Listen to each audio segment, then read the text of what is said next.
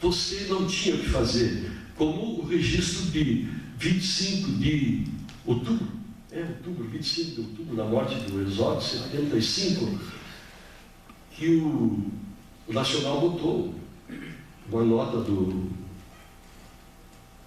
da Agência Nacional, fomos orientados a seguir, naquele caso, o que a Voz do Brasil estava publicando e botou assim, manchete: jornalista enforcou-se em independência do Segundo Exército. Entre nós, a conversa, a gente não tinha como avançar nisso aí, embora na redação a gente fez uma brincadeira, um cunho macabro. Suicidaram o Herzog ou ele se assassinou? Sabe? Era uma forma de você meio desupilar um pouquinho. E se vocês me permitem, eu vou ler só um trecho do que a gente escreveu nesse dia, a minha coluna. Só tinha escrito assim: a morte. Na primeira página nacional, jornalista enforcou-se na dependência do Segundo Exército. Na coluna, a morte. Às vezes você precisa chorar a morte. Chorar pelas perspectivas de vida que ela deixou. Mesmo que você tenha medo. Medo de ser livre, medo de construir a liberdade, medo de procurar justiça, medo de gritar a verdade, mesmo que se tenha medo de ter medo do irmão. Chorar pode ser o ato hipócrita quando os restos são para os urubus. Chorar reconhecendo a impotência pode ser a pequena esperança para as crianças como as que ficaram, filhos do Herzog, que não está aqui, que ainda não sabe, e por isso não tem medo. Eu choro pelo irmão. Isso me deu um problemão desgraçado. Eu não citei o nome Vladimir, eu não disse nada, mas isso aqui causou um mal-estar. Naquele dia que circulou o jornal, talvez o texto que eu mais tenha repercutido foi: se tu lê isso hoje, tu tira a circunstância, tira aquele tempo, isso aqui pode ser até uma bobagem de alguém, mas naquela circunstância isso criou um mal-estar terrível na comunidade. Eu não sei quem foi, mas nós íamos até de madrugada fazendo jornal, porque as condições técnicas eram terríveis, e eu voltava sempre 2, 3 horas, e o diretor disse: estiveram conversando com o teu texto aí, eu reli de novo, eu não achei nada, mas eles acharam um absurdo. Então, a gente fazia esse tipo de guerra, de guerrilha. Foram mais, acho que uns 10, 12 anos nesse tipo, como o Santarém, que eu lembro do Major. O Santarém é outro que... O Santarém é um que esteve preso com a gente em Ibiúna, e ele teve que... O Santarém era o mais desobediente de todos os desobedientes daquela época. O Santarém levou um revólver para o encontro da UNA. Nós amanhecemos cercados pela polícia de São Paulo, né? E ele pegou no bala isso aí. Um dia vamos vir buscar isso. O Santarém escreveu mais ou menos numa das colunas dele que falar sobre as flores pode não ser o melhor, mas é mais seguro. Aí o Santarém me contou assim, ele botava assim, teoria, ele botava essas coisas, nós ficamos discutindo, vamos provocar quem? A gente já sabia quem ia se incomodar. Aí ele no Bar Oásis que tinha lá, até isso. Chegaram aqui que sabe assim, que eu continuo provocando. Então é esse clima que fica, e que na verdade eu acho que nós precisávamos avaliar. Eu não sei se a grande população do Passo Fundo tinha consciência. A circulação dos jornais era restrita, as rádios eram censuradas lá em cima, né? E essas coisas, no fim, acabavam sendo, na nossa avaliação, provocação aos dedos duros, os caras do CCC, extrema-direita, os caras do Exército, os caras que, na verdade, apurrinhavam a paciência da gente. Uma outra questão que deu uma confusão muito grande foi um texto, tão bom era o texto, 75. O texto diz o seguinte: o Jornal do Brasil lançou uma campanha publicitária com a seguinte chamada: um jornal é tão bom quanto as verdades que ele diz. Barbaridade, tia. Como tão ruins os jornais ultimamente. Teve gente que não era da imprensa, o Jornal do Brasil nunca soube disso aqui, era um jornaleiro aqui do interior, teve gente que se incomodou, sabe? E como se incomodavam que a gente falava, por metáfora, em boca fechada não entra cacetete. Em tempo, no Chile, que também não sou besta, né? Então, e aí, outra coisa que nós falávamos, eram os coronéis todos. Até que um dia tinha uma colônia grega que me procurava. Fica, por que tu fala tanto da ditadura dos coronéis da Grécia? Eu disse, eu não posso falar da minha, eu tenho que falar dos coronéis da Grécia. Então, a gente ri hoje, mas eu vou dizer para vocês assim que estou quase chorando. Não tenho vergonha de dizer que tive medo naquela época. Não vejo que tive grande mérito em fazer o que fiz. Eu talvez até possa ter feito mais por impulso de jovem que entrou num caminho que não tinha como voltar. Enfim, acho que fiz minha parte. Estou muito triste com o que está acontecendo na República atualmente, falta de princípios republicanos. Estou muito triste, meu partido faz parte do governo que está aí, estou triste com o que está acontecendo. Recentemente tive a clareza absoluta do risco que a minha família correu e que eu era responsável e não tinha clareza. A minha mãe alertava e eu não acreditava, porque meu pai tinha uma churrascaria e dizia a gente, Polop, PCdoB, AP, POC, Escambau, descia, a gente vinha com senha e vinha para comer na churrascaria, né? Porque esse pessoal estava passando por aqui, em algum lugar tinha que fazer refeição. E a gente fazia algumas coisas complicadas, porque na verdade tinha que fazer. Eu gostaria imensamente de citar nome de 4, 5 pessoas, como um cidadão, um grande líder, não era da AP, era de outro partido, quase morreu torturado, mas ele, a última vez que conversei com ele, ele disse, deixem a história não esquecer, não. Gostaria de citar imensamente e quero fazer aqui uma homenagem às mulheres. O movimento estudantil de Passo Fundo, o curso superior de Passo Fundo era desse tamanho, e teve 5 representantes no último congresso da UNE, teve 2 do de Valinhos, e tinha um grupo de mulheres, que eu acho que tu conheceu.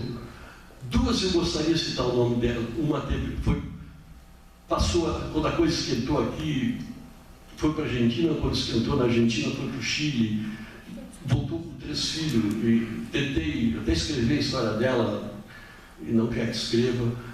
A outra teve na Nicarágua, sabe, foi para os Estados Unidos, também não quer. Mas eu presto homenagem a elas e digo que um dia talvez alguém escreva a posição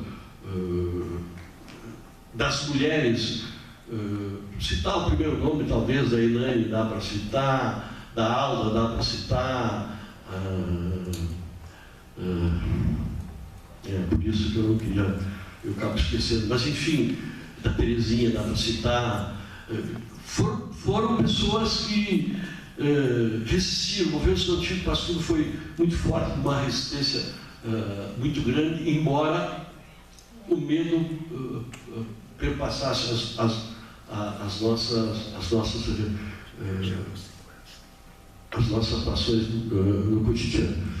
Eu fui um tarefeiro, a minha função era arrumar grana para quando tinha encontro.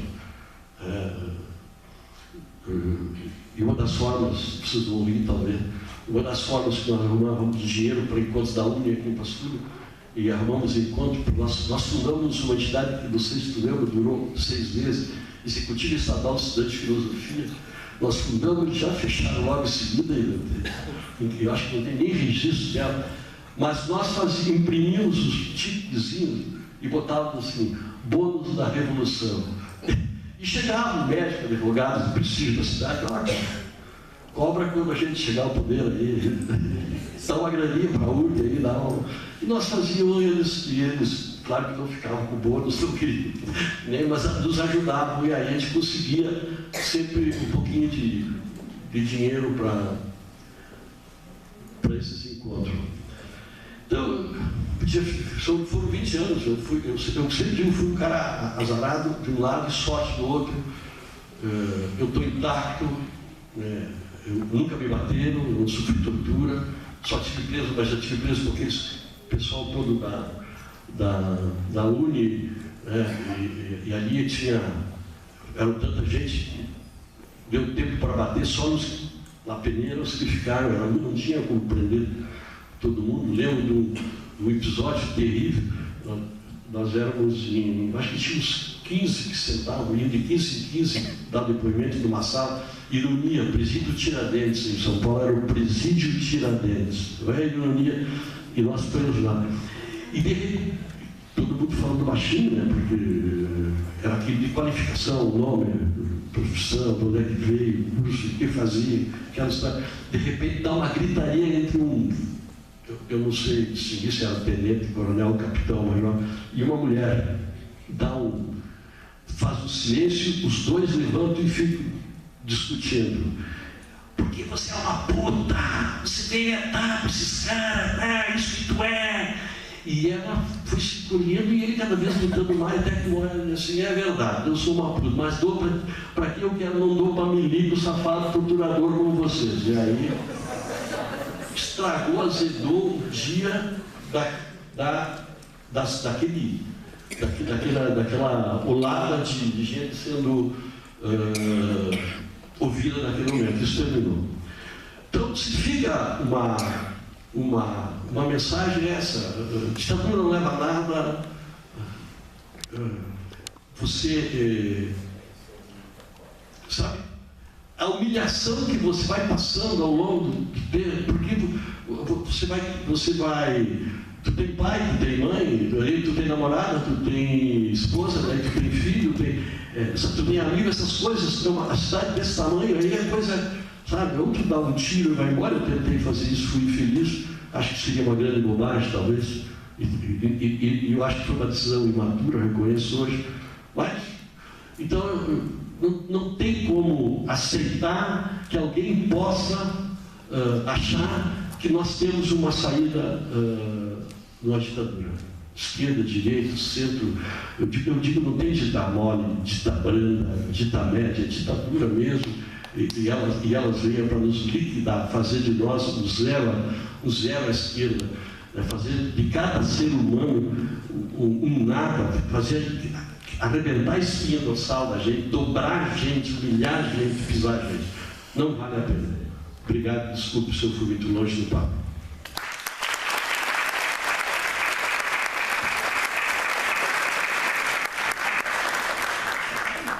A intenção é que a gente abra agora para a palavra dos apoiadores, o Conselho Regional de Psicologia, o Sindicato dos Bancários, que eu não sei se tem alguém representando, está lá o sindicatos comerciários e metalúrgicos, são nossos apoiadores, a linha aqui do espaço do Teatro do Sesc.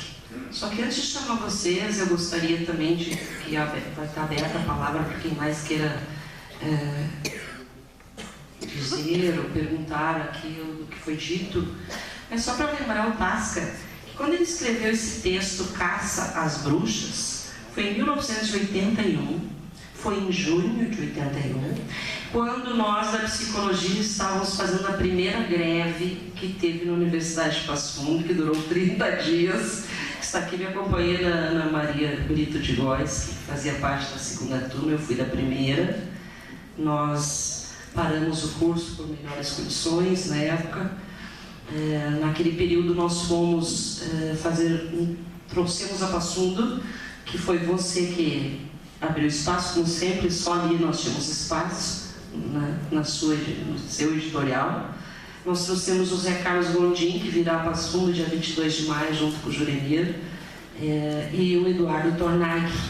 Nós fomos a uma visita à Encruzilhada Natalino, que marcou muito as nossas vidas, a nossa história, e que abriu a Encruzilhada Natalino para a mídia e para o Brasil e o mundo, graças à influência dos dois, que tinham espaço na mídia, e em jornais, e no continha de toda a revista Terceiro Mundo, na época que inclusive estava na exposição essa revista, porque foi uma das poucas que chegou, ultrapassou o Brasil, América Latina e outros países do mundo, né, que era muito difícil para nós mandar mensagens, dizer que estava havendo torturas, que as pessoas estavam desaparecendo, morrendo, enfim, sendo presas.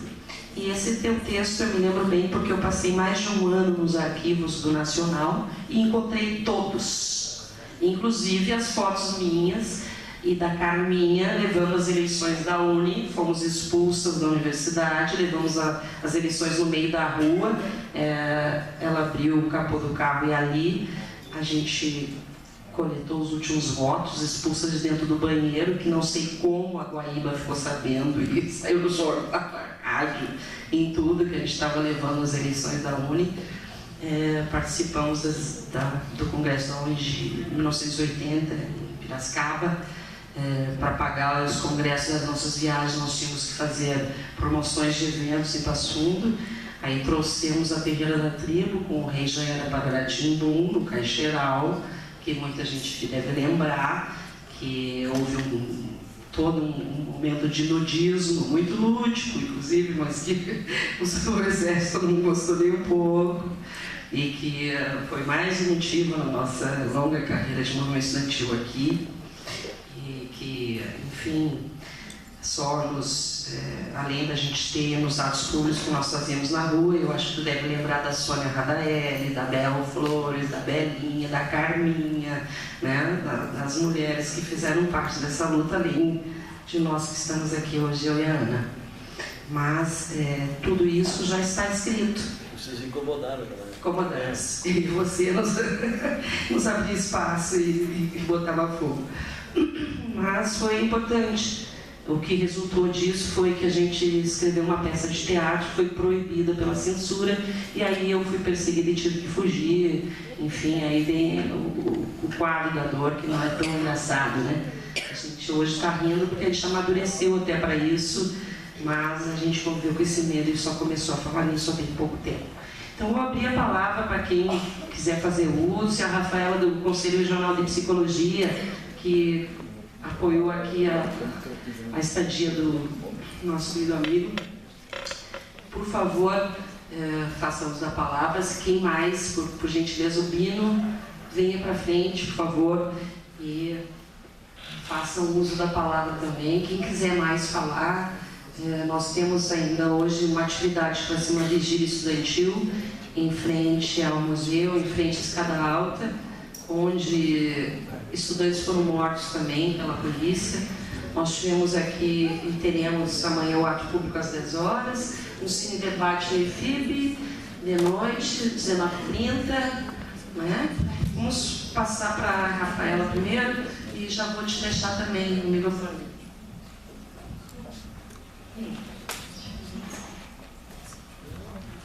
Boa noite a todos. Primeiramente, parabenizar a mesa, né? Eu sou Rafaela, psicóloga, membro do Conselho Regional de Psicologia, né? Estou representando os psicólogos aqui da região norte. Eu acredito que a psicologia tem um papel importante, né? Tanto político quanto social, tanto na época da ditadura quanto nos tempos atuais, né? Como o Talbolin falou,